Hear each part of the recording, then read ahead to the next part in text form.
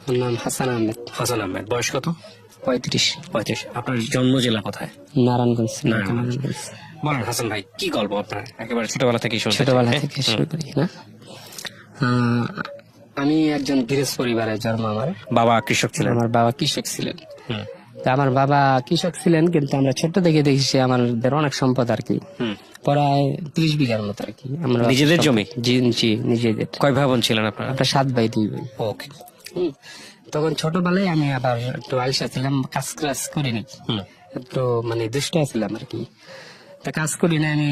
ওই যখন ক্রিকেট খেলাটা আপনার হতো, এই যে 1990 আর কি, 1999-তে যখন ওয়ার্ল্ড কাপ হয়, হুম। তখন আমি এত নিশে মানে হয়ে গেছে আমার, এই খেলা না দেখলে আমার ভালো লাগে না। আচ্ছা, যখন যেখানে খেলা হইতো আমি যেতাম গা। কোন ক্লাসে আপনি ওই সময় পড়ছেন, পড়াশোনা করেন? পড়ছিলাম 3 পর্যন্ত। এই সময় 3 পর্যন্ত পর্যন্ত পড়ে আপনি বাদ দিয়ে দিয়েছেন? হাত দিয়ে দিছি আমি, আর যাই নাই। কিন্তু আমার এরকম কাজ করতো যে আমি জীবনে বানান পারবো না। হুম, হ্যাঁ, কিন্তু আমি সব পারি, অঙ্ক পারি, হিসাব পারি, সব পারি। কিন্তু তারপর থেকে যেমন ক্রিকেট খেলায় যখন আসক্ত হইলাম, যখন আপনার এই ক্রিকেট খেলা আমি 2099 থেকে 2000 সালে যখন মর্যাদা পাইলো বাংলাদেশ ইন্ডিয়ার সাথে, এরকম কোনো ভুল নাই যে আপনার একটানা 10 বছর মতো আমি না দেখছি। হুম। ঠিক আছে, আমি এরকম হয়েছে আপনার ওই যে আটা রুটি, যেটাকে বলে রুটি, আমাদের মানুষ লইতো মানে 10-12 জন 20 জন, ওই তাদের জন্য রুটি বানাইতে আমি কি করতাম, আগে সকালবেলায় 2টা রুটি আপনার ওই কোর্সে রাইখা দিতাম। আচ্ছা, রাইখা দিতাম, ওই খেলা পরের দিন খেলা, আমি খেলার মাঠে চলে যেতাম। তো খেলা দেখতাম। তো খেলা দেখতে দেখতে দেখতে দেখতে আমি ওই যে লেখাপড়া, আমার আব্বা বলছে যে তুই লেখাপড়া কর, তোর কোনো কাজ করতে হবে না, যেহেতু তুই কাজ টাজ করস না। আমরা সবাই মানে আলগিরস্তে আমাদের লোকই নাই, আর আমরা যখন ধান দেওয়া লাগে তখন আপনার গিয়া লোক লইতো। তা আমাদের এলাকাটা হচ্ছে 100 ফুটের মাথায়, যে নতুন বাজার 100 ফুটে, যেটা পূর্বাঞ্চল এখন যেটা। হ্যাঁ, ওখানে একটা বাজার বসতো, এখন তো বাজারটা নাই। হ্যাঁ, আর তারপর আপনার আপনার জমিগুলো কি আছে না সব নিয়ে গেছে? সব বসুন্ধরা নিয়ে গেছে। হ্যাঁ, আপনারা কি বিক্রি করেছেন নাকি? বিক্রি করেছি, বিক্রি করছেন? একজন এক রেটে বিক্রি করছে। আচ্ছা। এখন এলাকার মানুষের নাই, বসত বাড়ি আছে, গ্রাম আছে, কিন্তু আউট জমিন গুলা বিক্রি করে লাগছে। আচ্ছা, বিক্রি করে কেউ টাউনে বাড়ি কিনছে, 3 বিঘা জায়গা বেশি 1 কোটি 1.5 কোটি এরকম করে। টাকা পাইছেন তো? হ্যাঁ, টাকা পাইছি। ওকে। এমনি তারপরে কি হলো বলেন? তারপর আপনার যাই হোক হইতে হইতে হইতে আপনার এক সময় আমি বড় হইলাম। বড় হইবার সাথে আমার বাপ মারা গেছে আজ থেকে 16 বছর আগে। আমার বিয়ের 6 মাস আগে মারা গেছে। তা মারা গেছে পরে আপনার আমি কইছিলাম যে আমি ক্রিকেট খেলাবার পারি, যে খেলাবে ভর্তি হবো। তখন আমার বয়স চলে 20 বছর। তারপর আমি কি করলাম, যে মাথায় আসলে আমার মহল্লায় পাশেই একটা মেয়ে আর কি, অনেক ভাল লাগে ওরে। তো ওরে ভাল লাগে, আমি আর কই না। তা কই না করে তখন আমি আর কি করলাম, জমি বিক্রি করলাম 3 বিঘা। 3 বিঘা জমি বিক্রি করে বাড়ি করছি, ওই 3 সিট বিল্ডিং, আর আপনার ফার্ম দিছি। যে আমি চিন্তা করছিলাম প্রথমবার যে ফার্ম দেবো, আর এখান থেকে গাই গরু কিনবো, গাভি গরু কিনবো, ডেয়ারি ফার্ম দিয়েছিলাম। তারপর বলছিলাম যে আমি যেখানে যে টাকা ইনকাম আসে আমি খেলাবে ভর্তি হবো, খেলা খেলবো। তারপর আমি ওই যে ওদিক দিয়ে আপনার জিনিসটা নিশে গেল গা, আমি ওই যে মেয়ের প্রস্তাব দিলাম। আর আমি যে মেয়ে, ওই মেয়ে আর আমার বড় বোন বিয়ে হয়েছে, ওর বোন হয়েছে জাল, 2 বোন আর কি।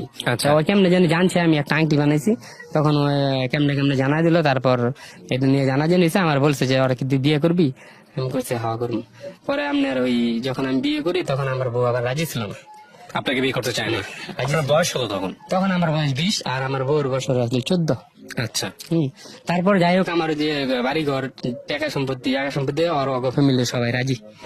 তারপর বিয়ে করার সময় আপনার কি ছিল? ওই সময়টাতে কি করতেন আপনি? কিছু করতেন? বেকারি, কিছুই করেন? এই সম্পত্তি মাত্র পাইলাম। আর আমরা তো গৃহস্থ মানুষ, আমাদের বাড়িতে 10-15 জন থাকতো। হ্যাঁ, আমরা আঙ্গ তো কিছু অভাব ছিল না। আমার সবার বড় ভাই উনি এসএসসি পড়ছে, আর আমরা কিছু ভাই কিছু লেখাপড়া করছে। তাই আমাকে যে জিনিসটা আমরা লেখাপড়া করতে পারি না, কারণ রাস্তাঘাটে যখন হারতাম ময়মুরি বেরোবে তো বিয়ে পাশ করে রিক্সা চালায়, লেখাপড়া করে কি করবো, তখন মাথা তুলছে। তাই আমরা কি করবো, লেখাপড়া করে রিক্সা চালাইতে আপনার ছোট মন, তখন আর বুঝি নেই। তখন আপনার এই খেলা খেলতে খেলতে আমি একটা জিনিস শিখে লাইলাম, আপনারা বাংলাদেশের চৌধুরী জাফরুল্লাহ সারাবাত স্যার যে কমেন্টটি দেয়, হ্যাঁ, আমি ওনার মানে আমার যদি কেউ ফেস না দেখে, মানে বাংলাদেশের সব মানুষ বলবে যে উনি দিতেছে কমেন্টটা। তো আমি যখন ফাইনাল খেলা হয় আমাদের এলাকায়, গণ্যমান্য লোক আমাকে নেয়, কিংবা বাইরের এলাকায় ফাইনাল খেলা হইলে আমি যাই। তো তখন যখন আমি বয়স দেই, তখন এই সব মানুষ খেলা টেলা ভাঙ্গে আমার সামনে আইসা পড়ে দেখতো। এরকম হয়, হাজার হাজার মানুষ আইসা পড়ে দেখার জন্য। পরে আমাকে অনেক মানে ব্যস্ততা লেগে যায়, তুমি অনেক ভালো কইতেছো, তুমি কইবা, অন্য কেউ কে দিবে না। আবার অনেক দর্শক বলে ভাই আপনার জন্য আইছি, খেলা দেখার জন্য আসিনি, হ্যাঁ আপনার বয়স শোনার জন্য আইছি। আবার আমি যে খেলায় না যেতাম ওই খেলায় দর্শক এত হয় নাকি। আচ্ছা। হ্যাঁ, তখন আমার বলতো যে তোর তো ভাষ্যকার ওনার মতো হয়। তারপরে আমি তো নিজেও জানি না যে ওনার মতো কেমনে হয়ে যায়। তারপর আমি এই যে বিদেশ যাওয়ার আগে আপনার একটা রেডিও এর মাধ্যমে ঢাকা মহাখালী ইউনিভার্সিটি আর ব্র্যাক ব্যাংকের 7 তলা একটা অডিশন হয়েছে।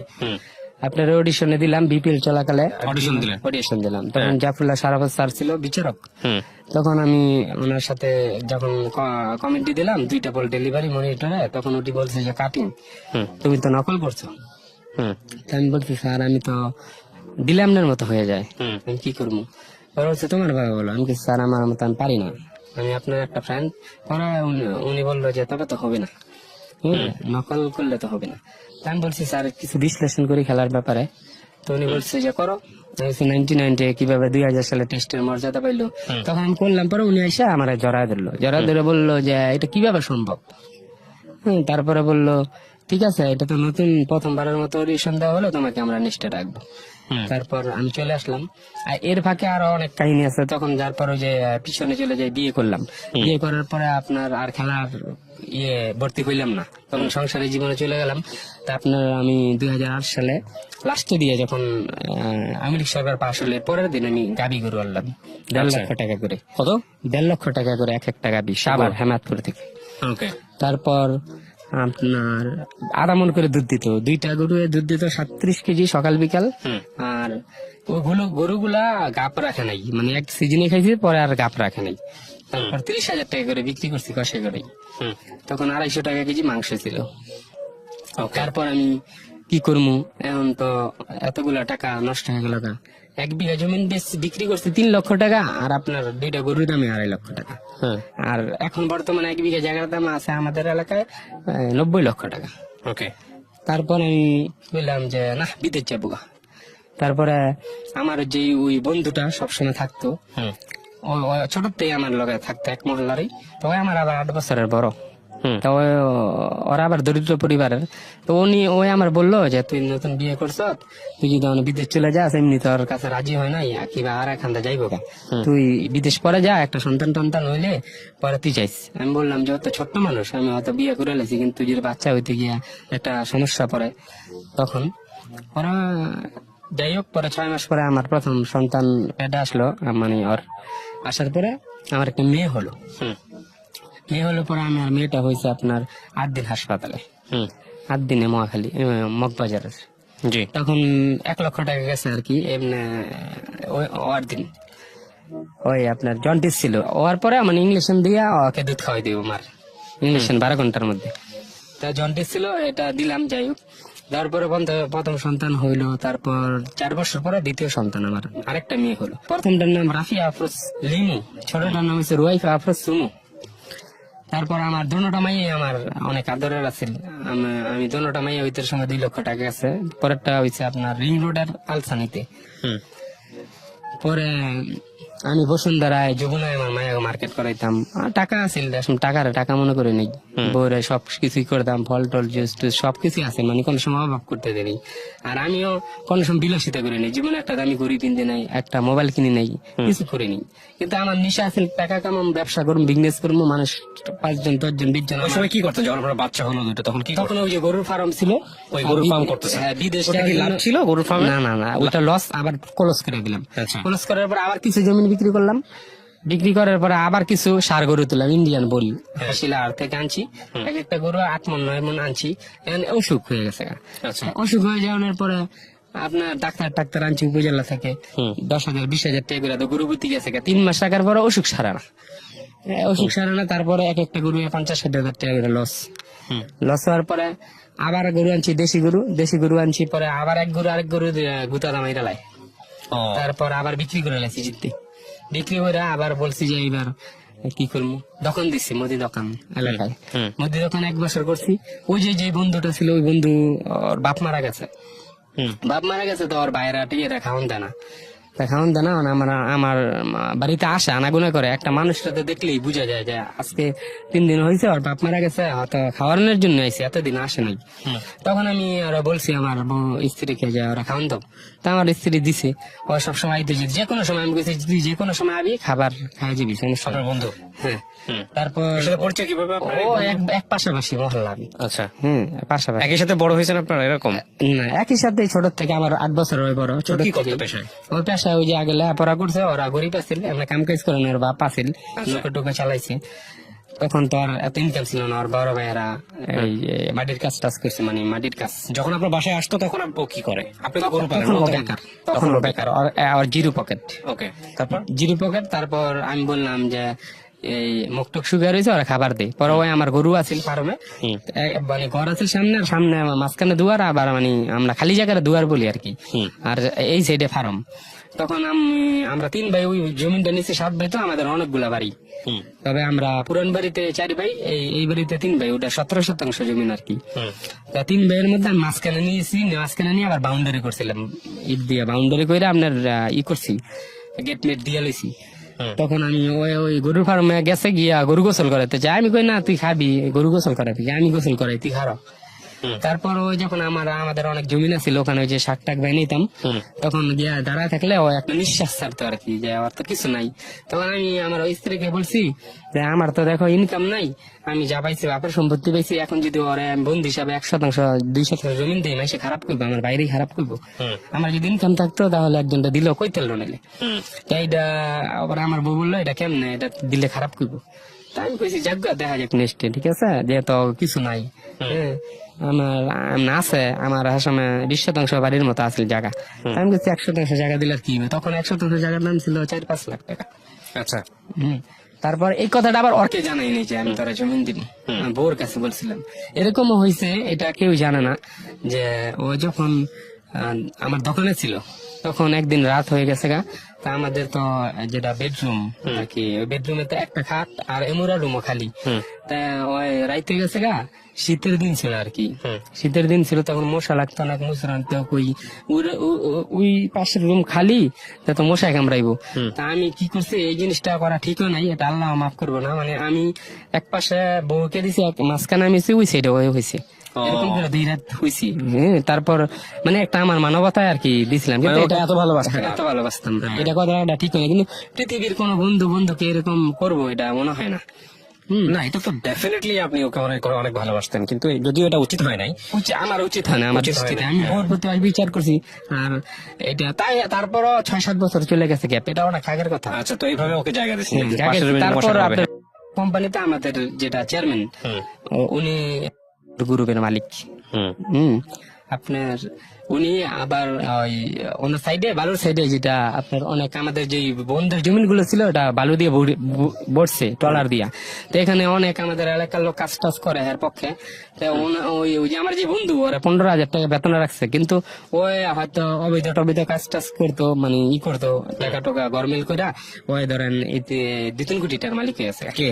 আমার বন্ধু। এটা এই কাজগুলো করতো করে সে বেতন এখনো 15,000 টাকা, কিন্তু ওই 2-3 কোটি টাকা লিখে আছে। তখন বলতো যে বলগেট গুলো গাঙ্গে আসে, এটা থেকে চাঁদা লইতো, ফজরক্ত যাইতো, গিয়ে চাঁদা লইতো 200, 500, 300 এমন করতো। তো সকালে দিত 20,000 অর্ডার লইতো, আইসা বলতো আমার কাছে, আমার স্ত্রীর কাছে। আমি বলতাম যে এটা তো, আমি আবার কখনো ব্যাংকে, আমি যখন জমি বিক্রি করছি 20 লাখ টাকা ডাচ বাংলায় তুইছিলাম 2 বছর, কোনো ইন্টারেস্ট নেই। আমি আবার 5 ওয়াক্ত নামাজ পড়তাম তখন আমি বিভিন্ন ওয়াজ শুনছি যে 1 টাকা সুদের খাওয়া মানে মার সাথে 70 বার জিনা করা আছে। আর মার সাথে প্রকাশ্যে যদি কেউ জিনা করে, তাহলে সুদের সবথেকে ছোট্ট গুণাটা সেটা হয়। 70টা থেকে সেটা হয়। এখন আমি বললাম যে এটা তো সম্ভব না, 1 টাকা আমি খাবো না। তখন আমার মা বললো, দেখ তুই জমিন টমিন বিক্রি করছিস, ব্যবসা ট্যাবসার কিছু দরকার নাই, তুই 40-50 লাখ টাকা ব্যাংকে থিয়া ব্যাংকের লাভই না খা। আমি বললাম যে মা, এটা যে গুণা, এটা তোর কাছে প্রকাশ করা যাবে না, আমি খাইতাম না। তার তখন আপনার ওই 2 বছর আনি নেই ব্যাংকের টাকা। লাস্টে আপনার যখন দখল নিলাম, তখন আবার দখল ছাড়লাম, আবার দখল একটা লইলাম, আবার ছাড়লাম 1 বছর কইরা। তা করার পরে ওরা লাস্টে ওই টাকা টোকা সরায় আমি দখলটা ছেড়ে দিছি। ওরা বুঝতে দিই নাই, ওরা আর বলি নাই যে এই তুই জাগা, আমি তখনই ছেড়ে দিছি। ছাড়ার পরে আমি একটা গাড়ি কিনলাম। ডিস্ট্রিক্ট আরেক হুম ইন্টার ডিস্ট্রিক্ট আইসে জেম্বো ইন্ডিয়ান টাটা কোম্পানি। হুম কিস্তিতে কিনছি, নগদ ডাউন পেমেন্ট দিয়েছিলাম মোট টাকা গেছে 18 লাখ, আর কিস্তি সুদ করে দেবে 33 লাখ, হুম 5 বছরের কিস্তি। তো এখন 3 মাস করার পরে আমার গাড়ি নামছে, শুধু চেসিস দিছিল, এটা বডি টডি করছি ঢাকার তেজগাঁও থেকে। হুম তখন উনিরা বললো তোমার আগের কয়টা গাড়ি? আমি বলছি ভাই আমার আগের তো গাড়ি নেই। তা বলছে এই বুদ্ধিটা তোমাকে কে দিছে? আমি বলছি আমার বড় ভাই আবার কিনছিল, ওনার বাইরে ফলের ব্যবসা করে রাজশাহী থেকে ফলাইনা ব্যবসা। তো উনি বলছে যে 2-3 লাখ টাকা করে ইনকাম। তা আমার মারপেটার ভাই বলছে আমি বিশ্বাস করি আর কেউ কি বলি নেই, তো টাকার লোভ তো সবারই থাকে। Right. আমি ব্যবসা করে বিজনেস করে টাকা কামাবো, এটা তো আর অন্যের কিছু না। হুম আমার ভাবিকে ফোন দিলাম যে আপনার আমার ভাই যে এইটা কথা বলে আপনার কি গাড়ি এর থেকে 2-3 লাখ টাকা ইনকাম হয়? তো উনি বললো হ্যাঁ হয়। হুম তারপর আমি 100% শিওর হইলাম। ওর কাছে আবার আমি জমিন বেচলাম, বাড়ির জমিন। হুম বাড়ির জমিন বেচছি 1 সপ্তাহের মধ্যে, আমি টাকা হাতেও নিইনি, ওর কাছে দিয়ে গাড়ি কিনেছি। গাড়ি কিনানোর পর ওই কাগজের লাগে 1.5 লাখ, পাতি পাল্টানোর লাগে 1.5 লাখ, চেসিসের বডি পিছনের বডি বানাইতে লাগে 4 লাখ, এই দিয়ে আবার বলে নাই আমি। হুম তো এগুলো লাগে। তখন আমি গাড়ি ছাড়লাম পরে আমি ওই তাজগাঁও ওই গ্যারেজের মালিক যেটা, উনি জহির আর কি, ওনাদের আবার 6-7টা গাড়ি আছে টারেক।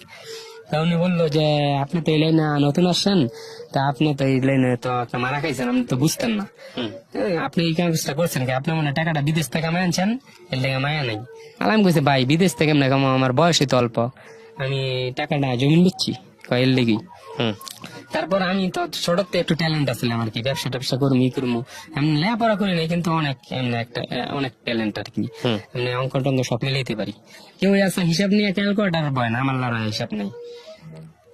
আর এরপরে আমি জহির সাহেবকে বললাম যে ভাই আচ্ছা আমরা একটা রেডি হিসাব দেন তো, মাসিক খরচ কত এটার হুম আর ইনকাম কত হবে, আপনি ইনকামটা পরে দেন, মাসিক খরচটা বার করেন। তো আপনার যদি চাকা গাড়ির চলে বালাসির চলে 6 মাস পরে পাল্টাই দিব, পাল্টাইতে হলে কত লাগবো?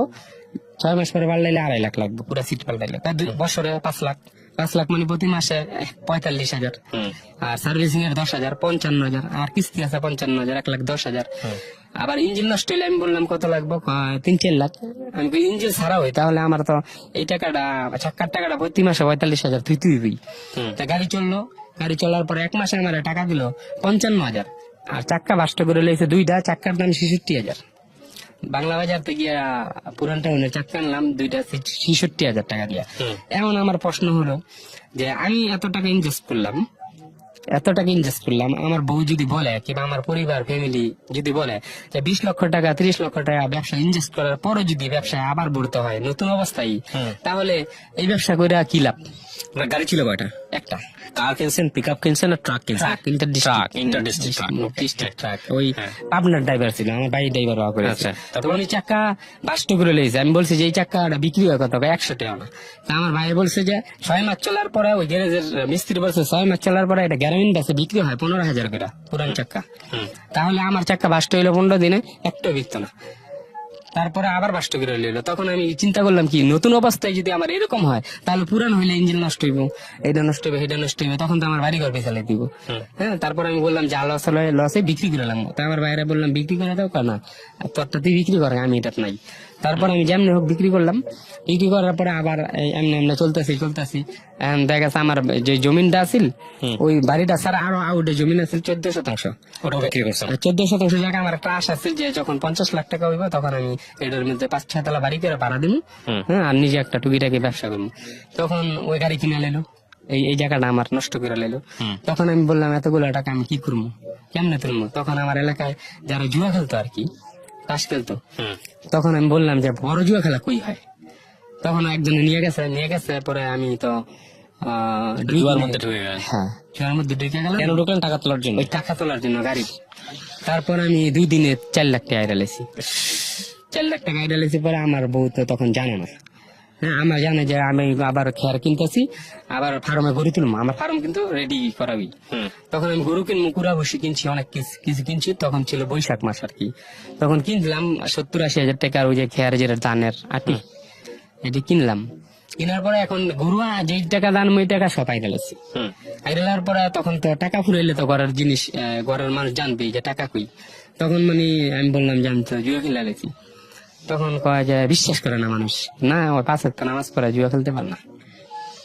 তারপর আমি কি করবো, তারপর আমার বাইরে বললাম আমি অর্ধেক বেছিলাম বাড়ি। তারপর ওনারা বলতেছে অর্ধেক বিক্রি করলে 16 লাখ টাকা দিন। তখন আমি বলছি মাইসে তো 50 লাখ টাকা বলে বাড়ি, তো 16 লাখ টাকা। তারপরও হিসাব করছি আমার মাঝখানে জমিন, আমি যদি মাইসের কাছে বেশি মাঝখানে মানুষ আসবো, হ্যাঁ তবে কম হইলো। আমার মায়ে বলছে যে ভাই গড়ি দিয়ে 10 লাখ টাকা কম হইলো দিয়ে সারা জীবন থাকবার দিব। তারপর আমার ছোট ভাইয়ের কাছে বিক্রি করছি, ছোট ভাইয়ের কাছে, আমার পিটিকটা যেটা, ওই আবার বন্ধুটা জমিন বিক্রি করে কিনছে। কিনার পরে আপনার আবার ওই টাকাই ডালেছি জুয়া খেলা। ওই টাকা জুয়া খেলছি, আবার দোকান দিছি আমার ওই করে রোডের পার বাড়ি ছিল, ওখানে দোকান দিছি। দেওয়ার পরে এমনি এমনি এমনি এমনি জীবন চলতে থাকলো। আমার ছোট মাইয়া হইলো, ছোট মাইয়া হওয়ার পর আস্তে আস্তে বড় হইতে থাকলো। তখন আবার ওই অর্ধেক বেচা 10 লাখ টাকা খরচ করে আর অর্ধেকে বিল্ডিং করছি, একতলা বাড়ি করছি ছোট করে, একতলা বাড়ি করছি সুন্দর টুন্দর করে। পরে আবার মাথার মধ্যে আবার বুঝ চাপলো, আইপিএল খেলা হইতেছে, তখন আবার আইপিএল খেলা আবার 10 লাখ টাকা আইডা নিলাম। তারপর ওইটুকু বিক্রি করে নিলাম। এটা আপনার বিক্রি করছি 2013-তে, 2014-তে। 2014-তে বিক্রি করার পর পরে আমার আর জমিন কিছু নাই। তারপর আমার স্ত্রী যায় নাই আমার কাছ থেকে। মানে কি এই বিক্রি করলেন বলতে 2014-তে, 2014-র আগে আপনার কাছে কত টাকার প্রপার্টি ছিল? কতটুকু জমি বিক্রি করছেন আপনি? আগে আপনি জমিন বিক্রি করছেন কত টাকার সেটা বলেন তো, মানে কত শতক জমি বিক্রি করছেন আপনি? প্রায় সবকিছু মিলে 70 কাঠা। 70 কাঠা জমি আপনি বিক্রি করছেন? আপনার তো আরো 7 ভাই বোন ছিল, বাকিগুলা কি পাইছে? ও না, আমাদের মোট 650 কাঠা জমি ছিল। ওরে বাবা, 70 কাঠা জমি বিক্রি করে কত টাকা পাইছেন আপনি? প্রায় এমনি আগে প্রথম বেশি 3 লাখ টাকা বিঘা থেকে শুরু করছি বসুন্ধরায়। এখানে কাঠের মানে কিন্তু আপনারা অনেকেই কাঠের হিসাব বুঝবেন। 1.5% প্রায়। 1 শতক কত টাকা ছিল? 1 শতক মানে দানি জমি ছিল আলাদা, বাড়ির জমি আলাদা। হ্যাঁ। এখন আমাদের 1 শতাংশ 20 লাখ। ওই সময় কত ছিল? ওই সময় ছিল 1 শতাংশ। প্রথম যখন জায়গার মালিক হলাম 1 লাখ। তারপর আপনি জাস্ট আনুমানিক বলেন তো কত টাকার জমি বিক্রি করছেন আপনি? জমি 1.5 কোটি টাকা আমি নগদ ক্যাশ বিক্রি করছেন। এই 1.5 কোটি টাকা আপনি নষ্ট করছেন কোথায়? গরুর পেছনে? গরু লস। আমার ফ্যামিলি চলছে, গরু, জুয়া, জুয়া, আর হচ্ছে ট্রাক যেটা কিনছিলেন ওইটা, এই তিনটার পেছনে আপনার 1.5 কোটি টাকা শেষ। 1.5 কোটি টাকা। তারপর আরো রেস্টুরেন্ট দিছিলাম, ওই মাঝখানে রেস্টুরেন্টে দিচ্ছেন, ওটা ধরা গেছে। ওটা ধরা খাইছি। আবার 5বার মধ্যে যখন ঢাকা উত্তর বাড্ডা বাজারে যখন দিছি, ওটা এখন বড় ভাই করতেছে। মানে আপনি যা প্রজেক্ট হাতে নিয়েছিলেন সবগুলো লস। লস, যেটাই যাই সেটাই লস। ওকে, তারপর? তারপর আমি করলাম যে এখন কি করবো, 7-8 লাখ টাকা আছে, 10 লাখ টাকা বোন নামে দিয়েছিলাম। পরে এখান থেকে আবার 2 লাখ টাকা নষ্ট করে লাইছি। আচ্ছা তারপর 8 লাখ টাকা আছে, তখন আমি বললাম যে আমি বিদেশ যাবো। আচ্ছা। আগে 3বার পাসপোর্ট করছি, 2বার মেয়াদ গেছে গা। তারপর লাস্ট বার প্রথম দিয়েছিলাম দুবাই, তারপর কাতার, লাস্টে সৌদি। তো আমি তখন আমি মাঝখানে আবার যখন আমার একবার অসুখ হলো 27 বছর আগে, তখন আমি স্বপ্নে দেখছিলাম আমি তখন যখন 5 ওয়াক্ত নামাজ পড়ি, যে আমাদের মসজিদের বারিন্দায় নামাজ পড়তেছি আসরের টাইমে, আমি চাই দেখি কি আমি কাবা ঘর আমার নিচে আর কি 3 তলার উপরে আমি কাবার মানুষগুলা ঘুরতেছে। ঘুরতেছে, আমি আবার আমার ফুফাতো ভাই উনি 5 ওয়াক্ত নামাজ পড়ায়, সকালে মক্তব্য বাচ্চা পড়ায়, ওনারা এমজি গেলাম। উনি বলছে তোর স্বপ্ন তো ভালোই দেখছ। তা আমি বললাম তখন তো আমি বড় আজকে লেভেলে 10 বার করতে পারি, তখন আমার তো টাকার অভাব নেই। তখন আমি বাচ্চা মানুষ তো ওই কারণে আর করিনি। তখন আমার মা আছে, এখন মা বাইসে আছে, আমার মাকে বললাম আপনি হজ করেন, আমি আপনার সাথে যাই। তা আমার মা তো বিথু টাইপের ডরায়, কয় না আমি যেতাম না। তারপর আমি আর বাদ দিলাম। তারপর যে সময় লাস্টে আমার কিছুই নেই, এই 8 লাখ টাকা সম্বল আছে, তখন আমি জুয়া খেলি টুকিটাকি। আচ্ছা। আর কাজ করি, এই যে আমি তো আর যেই কাজ মানে এই কাজ করতে পারি না, মানে আমি তো সব কাজ করি না, এলাকার মানুষ সরম দিব। ওই মাছের ব্যবসা শ্রীরামপুর আড়ত থেকে মাছ নেই, 2-4 দিন করি, আবার ওই টাকা নষ্ট করে লাই, আবার লাভ হয় না, তখন আমার মন মেজাজ খারাপ হয়ে যায়, আবার জুয়া খেলার জায়গা। তখন পুঞ্জি হাইরা লাই, তখন আমার বউ এই টাকা দেই কষ্ট করে, মানে এই টাকা পকেট দিয়া, যেমন আমার ভাইয়ের কাছে ইয়ের কাছে দিছে, যেমন খুশি হয়ে যা দেয় আর কি। পরে এমনি এমনি এমনি এমনি চলছে 27 বছরে আর কি, মোটামুটি অভাবেই চলছে। চলে আপনি তখন কি দেশের বাইরে না দেশের ভিতরে? দেশি। দেখেন একটা প্ল্যান করলেন দেশের বাইরে যাবেন, ওখান থেকে আসবেন। তারপরে দেশের বাইরে গেলাম, দেশের বাইরে গেছে পরে ওই যে বন্ধু, ওই বন্ধু তার সঙ্গে বড় লোক। বড় লোক মানে ওর কি আছে তখন? তখন ওই যে কয়েক কোটি টাকার মালিক সে। কয়েকটা কোটি টাকার মালিক। এরপরে আমার কাছে আসে, কিন্তু ওই যত বড় লোক কর বাড়িতে আমার এক অক্ত খাওয়াইতে না, অনেক টানছে, আমি যাইনি। তো আমার বাড়ি হাজার অক্ত খাইছে। তা আমি বলছি যে তুই তোর বাড়ি আমার নিতে পারতি না, ঠিক আছে তুই আমার রান্না খাবি, সমস্যা নেই। তা আমি আমার শ্বশুরে আমার জমিন কিনছে, আমার শ্বশুর বাড়িও পাশে, তো ওনার 2 তলা বাড়ি কিনছে, আমার আবার বুঝিয়ে উনি আবার তখন আপনার ছেলে মেয়ে হয়েছে? হ্যাঁ 2টা মাইয়া, তখন 2টা মেয়ে। হ্যাঁ। আচ্ছা। তারপর আমি বিদেশ গেলাম, তো আমার শ্বশুর বাড়ি আমরা 2 তলায় থাকি, এক রুমে ওই আসা যাওয়া করতো। তা আমি যখন এয়ারপোর্ট যাই, ওরা বলছে আমার মাইয়া 2টা দেখিস, হ্যাঁ, তো এটা একজন যদি মানুষ জায়গা বন্ধু বান্ধব মুখের কথা বলতেই পারে, তখন ওই বেলা সরাইছে আমি ওর দায়িত্ব দিয়ে গেছি সংসারের। হ্যাঁ, তখন ওই মাঝখানে একদিন বাজার করছে করোনা চলাকালে, আমি ওরা বলি নাই। তো অনেক মানুষ বলছে ওর আবার চরিত্রটা একটু খারাপ আছে, ওই আবার আমার স্ত্রীর বড় বোনের সাথে একটু আপনার অবৈধ সম্পর্কে জড়া যায়। উল্টো পাল্টা, এটা কি আপনি দেশে থাকতেই? আমার বিয়ের আগে বিয়ের আগে? আমরা এক পরিবারে ছিলাম, মানে এক বাসায় আড্ডা মারতাম। আমার বড় বোন ওই বাড়িতে বিয়ে হয়েছে, মানে আমার স্ত্রীর বোন আর আমার বোন দুইটা চাল, মানে দুই ভাইয়ের কাছে বিয়ে হয়েছে। আমার পাশাপাশি বাড়ি, তো ওই বাড়িতে একটু আড্ডা মাড্ডা দিতাম, পোলাপান যাইতো, তখন ওই বাড়িতে টাইম কাটতো।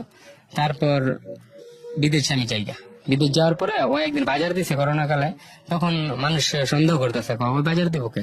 তারপর আমি বলছি যে আমি বলছিলাম তো, হ্যাঁ, এই করোনার লেগে লকডাউন দিছে, মানুষ যাইতে পারবো না, তবে আর আমি না করে দিব না। পরে আমি টাকা দিয়ে দিছি, পরে লাস্টে আমার ওই বিদেশ খাবার খাদ্য ভালো না, কোম্পানি যে কাজ করি 800 রিয়াল স্যালারি, আর ওভার টাইম হলে 1500 পড়ায়, কিন্তু 12 মাস ওভার টাইম হয় না।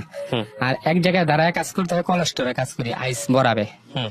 তখন কোমর গুলা অনেক ব্যথা করতো, 17-18টার মতো ইংলিশে নিয়ে এলেছি। তারপর আমি চিন্তা করলাম যে আমি যদি অনেকবার ইংলিশ নিয়ে, আমি এই 32 বছর বয়সে বাংলাদেশে একবার ইংলিশ নিয়ে নিই, হ্যাঁ, আর 2 বছরের মধ্যে আমি 18টা ইংলিশ নিয়ে এলেছি ব্যথার, তাহলে তো একসময় যদি কিডনি ড্যামেজ হয়ে যায় আমি টাকা পাবই। হ্যাঁ, আবার আমাদের কোম্পানিতে কিডনি ড্যামেজ হয়েছে অনেকগুলা মানুষের। তারপর আমার ভিতরে একটা ডর হয়ে গেছে। পরে আমি বললাম আমি একবার এক্সাক্ট দিয়ে চলে আসবো, তা কোম্পানি আমার ছাড়ে না। কোম্পানি আমার 4 মাস স্থানান্তর করেছে, আমি ডিউটি করিনি, 2 বছর করছি আর 4 মাস করিনি। এই 4 মাসের এই ফাঁকে আমার স্ত্রী ওর সাথে সম্পর্কে জড়া গেছে। বুঝলেন কিভাবে আপনি? এখন বুঝলাম, তখন বুঝি নাই। আচ্ছা, বিদেশ থাকাকালে তো বুঝি নাই। আপনার কাছে এটা পরিষ্কার হলো কবে থেকে সেই এই গল্পটা যে আসলে? পরিষ্কার হলো 2-3 মাস আগে। আর কি হয়েছে? 5-6 মাস আগে কিভাবে হয়েছে ঘটনাটা? ঘটনা হলো, তারপর আমি বিদেশ থেকে আসলাম, ওই আমার ফোনে কম কথা বলে। তারপর আমি আমার 11 তারিখে আসার কথা ছিল, জানুয়ারি মাসে। তারপরে 11 তারিখে আমি গেলাম জিদ্দাতে, তখন আমার হঠাৎ আগের দিন জ্বর ঠান্ডা হয়ে গেল। তারপর আমার নেগেটিভ আসলো রিপোর্ট, আমার ফ্ল্যাট বদ্ধ। তারপর আমার 14 দিনকে লেগে কোয়ারেন্টাইনে দিল, কিন্তু আমার স্ত্রী আমার ফোন দেয় না, আমার কাছ থেকে বেশি কথা বলে না। এর আগে একবার যখন আমাদের এলাকার আরেকজনের করোনার ধরা পড়ছে, তখন ওই অনেক কাচ্ছে যে আপনারও যদি হয়, হ্যাঁ, কি করবো মুখ সম্মুখ। কিন্তু যখন আমার সত্যি সত্যি কোয়ারেন্টাইনে গেলাম, তখন ওই ফোন দেয় না, কাঁদাও না। তখন আমি বললাম যে আগে 5-6 মাস আগে একজনের পাশের আমার মহল্লার মানে অনেকজনই কোম্পানিতে, প্রায় 26-27 জন। তারপরে আমি বললাম যে ওর লেগে ডরে কাতলি, হ্যাঁ, আমার যদি হয় তবে আমার হইলো, এখন আমার ফোন দাস মেলা গুলো। তখন আমি মাইন্টেনে নি আসলাম, আমার ওই বন্ধু রিসিভ করলো আমার এয়ারপোর্ট থেকে 2 মাইয়া নিয়ে। তারপর 3 দিন ওই কি করলো, 12টা বাইজে গেল গা। আমার শাশুড়ি বলতেছে আমার দোনো মাইয়া আমার সাথে আইসা পড়েন, নানিরা কইতেছে তোরা আমার লোক আয় পড়, আর আমার বউ কইতেছে থাক কাজ কর, আনতে থাক বাসায়। তারপর 1 দিন গেল, তারপরে 2 দিন গেল। আমি আর বলি না যে সন্তান আইসি বিদেশ থেকে, 3 দিন 4 দিন 5 দিন হয়ে গেল, সন্তান সরায় না পাশ থেকে। তো একটা খাট, তা আমি প্ল্যান ছিল পাশের ফ্ল্যাটে ভাড়াটা 15 দিন পরে যাইবো, ওইটাই আপনার 2টা রুম আর একটা ড্রয়িং রুম, ওইটা নিবো, ওইটা ভাড়া 4000 টাকা। কইছি যে ওইটা নিম, ওইটা খালি হইলে ওইটা নিমু গা। তারপর ওই যে বন্ধু যেটা সকালে 6টা বাজে আমার বাসায় আইসা পড়তো, আবার রাইতে 12টায় যেত, 3 রক্তই খাইতো, একটা না 7 দিন খাইলো। আমি তো মাইন্ডে নিই না। এখন যখন ওই যে আমি তখন চিন্তা করলাম একবার আইসা বললাম, তা আমি তখন নিমু। তা আমি আমার বউরে বললাম যাদের টাকা নাই পয়সা নাই, আর তো জামাই বউ বিজনেস করে না, আমি একটা দোকান লই টাউনে, তুমি অর্ধেক আর আমি অর্ধেক টাইম মিলাই জিলা করবো, বরদাসী জামাই বউ থাকলে এটা কোনো মাইন্ড না, সমস্যা না। তো ওই গিয়া বলছে কি ওরা দিয়ে আমি পিঠা পেছাম, হ্যাঁ, এটা করামো এটা করামো, ওই গিয়ে ওরা ফুলাইছে।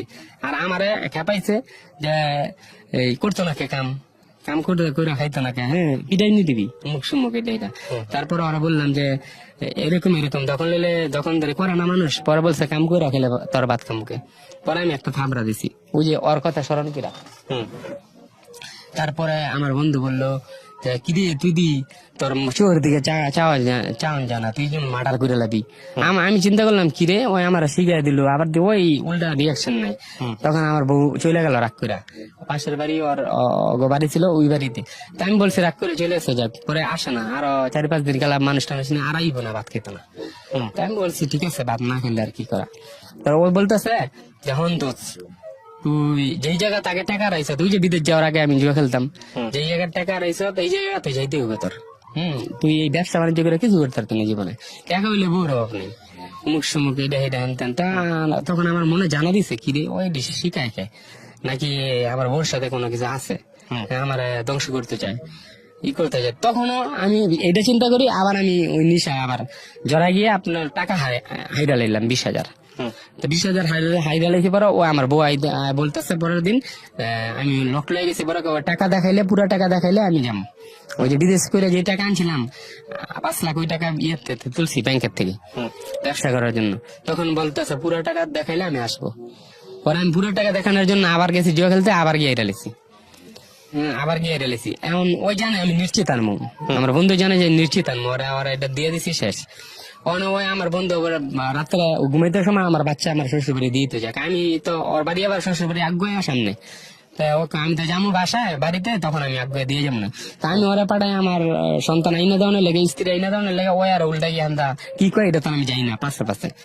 তখন আমি একদিন গেলাম মানুষ নিয়ে আনতে, তখন ওই কইতেছে আমি যাবো আমার সময় নাই। আমি কই তুই জাগা, হ্যাঁ তুই জায়গা, তোর কাজ থাকলে সমস্যা নাই। আমি তো পরে দাঁড়ায় রইলাম, পরে 20 মিনিট পরে আইসা দেখি পিছনে ঘরের হাইসের মধ্যে পিছনে দাঁড়ায় রয়েছে। তখন আমি চিন্তা করলাম আর কিছু কই না, আমি দাঁড়ায় রয়েছে কে, মানে 20 মিনিট আগে গেছে গা। তারপরে আমি আইসা পড়ছি, পরে এরকম গ্যাঞ্জাম চলতেছে, পরে নগদ ক্যাশ সব আমি শেষ করে দিয়েছি। তারপর 4 লক্ষ টাকা আছিল আরেকজনের কাছে, এখন আমার কাছে নগদ ক্যাশ নাই। তারপরে আমি চিন্তা করলাম যে যেটা আরসি আর যে টাকা রয়েছে এই টাকা আমি সন্তানকে দিব 3 লাখ টাকা, আর 1 লাখ টাকা দিয়ে ব্যবসা করবো। মানে আমার বউ রাজি না, কয় না যে টাকা রয়েছে 1 টাকা তোরা দিব না। আমি কিছু 10,000 টাকাই দাও, আমি মাছের ব্যবসা করি, কয় না কাজ করতাম। আর আমি তো জীবনে মাটির কাজ মাইসের কাজ করি নাই, মাইসের তো শরণ দিব, আমি দরকার শাকসবজির ব্যবসা করি ফুটপাতের। পরে না কইতেছে, পরে আইসে কয় আমু যদি সংসার চালাই তোরা চালাইবা, আর নাইলে নাই, টাকা দাও হইব না। তা আমার কাছে আদানো নাই। ওই যে সময় আবার ওই যে আমার বন্ধু ফলো করলাম, একবার দরজায় ইশারা দিয়ে বলতেছে মানে যা। পরে আইলো, আর পরে ওরা আবার ওই কইতেছে আমার বন্ধু কয় আল্লাহ টেয়ার ডর দিয়েছে লেগে গেছে। আমি আবার যে বলছি যে যদি তুই না আসস আমার 4 লাখ টাকা, আমি আমার সন্তানও চিনি না তোরও চিনি না, 4 লাখ টাকা আমি নিয়ে আমি কি আর কষ্ট করবো, রাস্তায় থাকবো।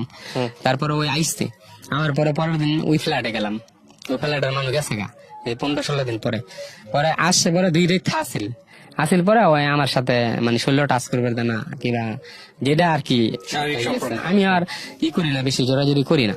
এ তো সন্তান আছে, একটা 14 বছরের মাইয়া আছে, আমার ছোট মাইয়া কইতেছে। তারপর আমি বললাম যে একদিন আমি রোডে বসে রয়েছি, বলতেছে আমার বন্ধু বলতেছে তুই আমি দুপুর টাইম যে আমি ভাত খেয়ে এসি। তখন আমি 3 মিনিট পরে আইসা পড়ছি, আইসা দিয়ে ওই আমার বউর সাথে রুমে, মানে অন্য কিছু দেয় না, আমার বউর সাথে রুমে। আমি বলছি যে তুই রুমে কে, তুই না তোর বাসায়, কয় আমার শালারে বেলা ডাক দিতে হয়েছে, আবার ব্যাট টিকিট খেলে। পরে আমি কই কি ব্যাপার, ওই বললো যে এমুডার খুলি দেখেছে অগ বাসায়, এখন আমার বাসায়। পরে এই জিনিসগুলো আবার তখন একটু মেন্টালিতে আছি আমি, কিন্তু প্রকাশ করতেছি না। তারপর ওই যে বউ আবার আসলো 1 মাস পরে আসলো। পরে একদিন রাত্রে আমি কইছি আচ্ছা একটা হাসা কথা কইবা, এই যে ওর সাথে যে আবার মানুষও কানাকানি করে। আমার শাশুড়ি আছে 4টা আর কি রানিং, আমার শ্বশুরে বিয়ে করছে অনেকগুলা, 4টা এখন আছে।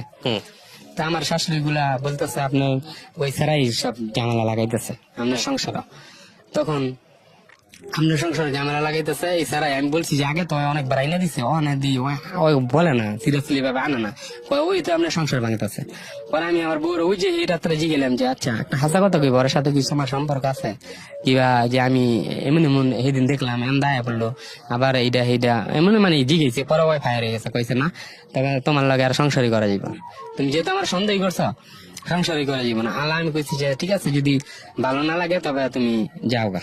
পরের দিন সকালে গেল গা, যাওয়ার পরে 1 মাস হয়ে গেল গা। এখন আমি ওই যে 4 লাখ টাকা বাকি আছে ওই টাকা আস্তে আস্তে আবার আইনা আবার আমার বন্ধু আইনা দিতেছে। আমি যে সময় 4 লাখ টাকা আনি মাইসুতে, তখন ওই লগে যায়, ওই লগে গিয়ে আইনা গুনে দেয়, অত্তই রাহে আমি তো আর মাইন্টে নেই যে ওই ইনকাম করবো।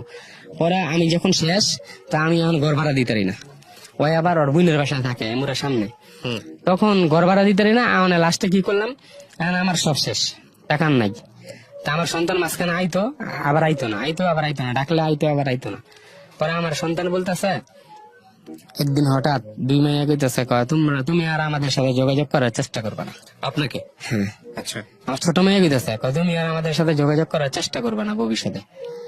তা আমি আর অভিমান করে, যেহেতু আমার বাড়ির সামনেই আর কি, একটা সামনেই ওদের গেট, তা আমি আর ওই হিসাব করে ডাকি, মুরগি টুরগি পাকাই, ভাত পাকাই আমি এক্সট্রা, পরে ডাকলে আর আয় না, খায় না।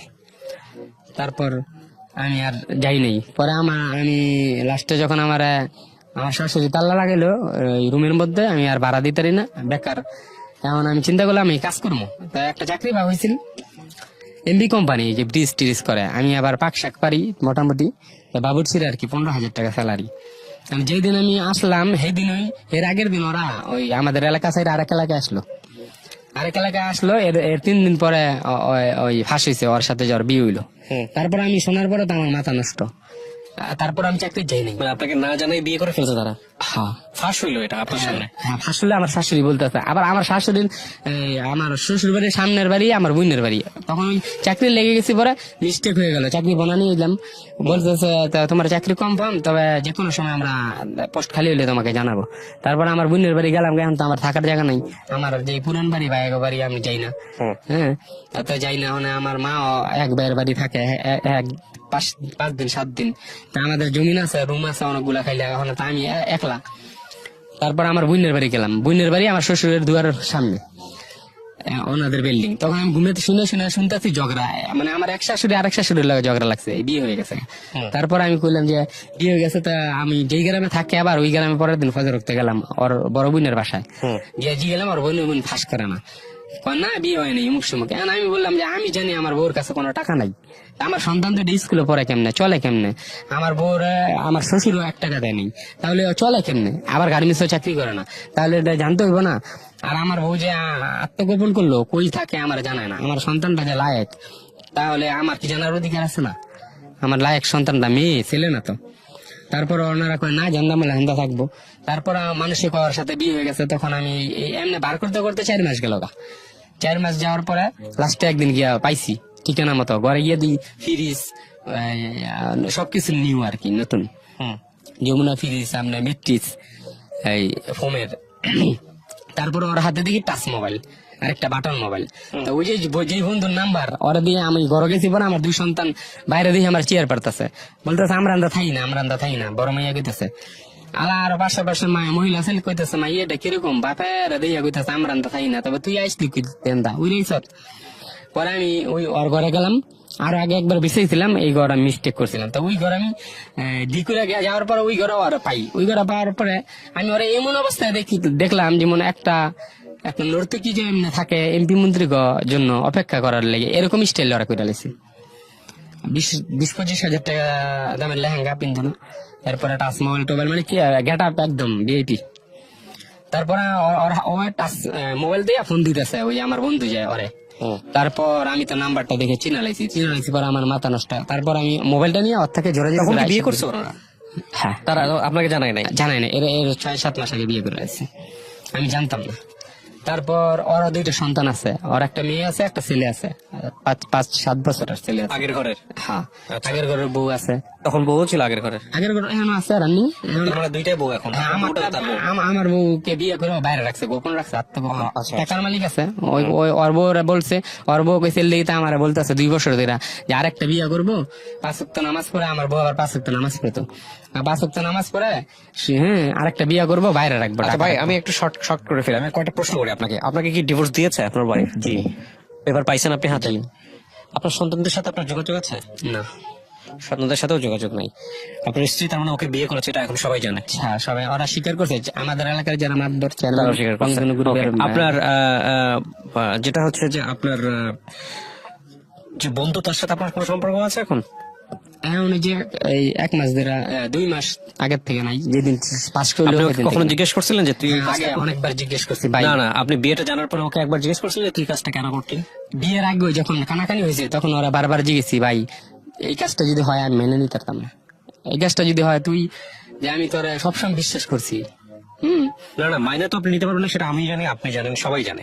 কিন্তু কথা হচ্ছে যে ওকে একবার একটা প্রশ্ন করা উচিত ছিল না যে তুই এত ঘরের মধ্যে, আমার ঘরের মধ্যে থেকে এত ভালোবাসা? এই প্রশ্নটা তো অনেক বলছি, বলি না অনেক বলছি, মানে ওরাকে এইভাবে বলছি যে এটা তো আমি মেনে নিতে পারতাম না, যদি অন্য মানুষের সাথে হয় এটা আমি মেনে নেবো, কিন্তু তুই আমার বন্ধু, আমি তোর বিশ্বাস করছি, তো এখন যদি তুই এই কাজ করো তা আমার দুর্বলতার সুযোগ নি স্যার।